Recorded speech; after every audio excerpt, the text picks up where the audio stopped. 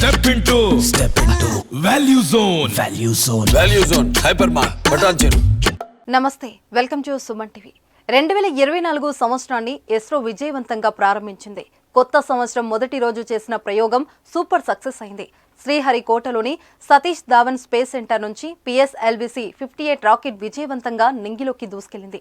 25 గంటల count down అనంతరం నిప్పులను వెదజల్లుతూ ఉదయం 9 గంటల 10 నిమిషాలకు రాకెట్ నింగిలోకి వెళ్లింది. ఇది భారత్ తొలి పొలారిమెట్రీ మిషన్.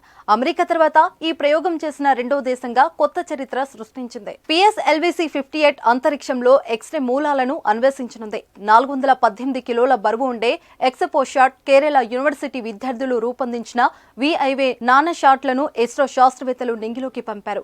418 కిలోల బరువు ఉండే ఎక్సపోషాట్ కేరళ యూనివర్సిటీ విద్యార్థులు రూపొందించిన VIV నానా షాట్లను ఇస్రో శాస్త్రవేత్తలు నింగిలోకి పంపారు. ఎక్సపోషాట్ తో పాటు మొత్తం 10 బుల్లి ఉపగ్రహాలను కూడా భూకక్షలోకి ప్రవేశపెట్టారు.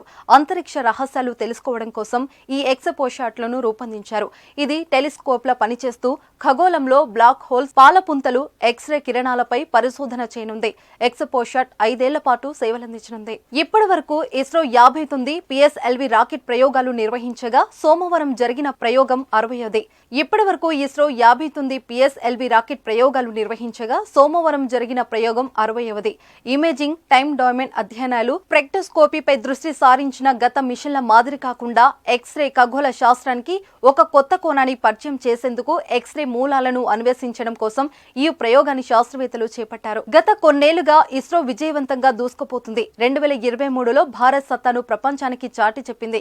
ఈ ఒక్క ఏడాదిలోనే ఇస్రో ప్రపంచ అంతరిక్ష రంగంలోనే తిరుగులేని విజయాలు సాధించింది. చంద్రయాన్ 3తో ఇప్పటి వరకు ఎవరు దిగని చంద్రుడి దక్షిణ ధ్రువంలో అడుగుపెట్టి చరిత్ర సృష్టించింది. 2023 ఆగస్టు 23న ఇస్రో చేపట్టిన ఈ ప్రయోగంతో ప్రపంచ దేశాలన్నీ భారత్ వైపు చూశాయి. రష్యా, జపాన్, అమెరికా లాంటి దేశాలు చంద్రుడిపై ప్రయోగాలు చేపట్టినా దక్షిణ ధ్రువంపై ల్యాండింగ్ చేయలేకపోయాయి. అలాంటి చోట భారత్ అడుగుపెట్టింది. 2023ను ఎంతో విజయవంతంగా ముగించిన ఇస్రో 2024ను కూడా అంతే విజయవంతంగా ప్రారంభించింది.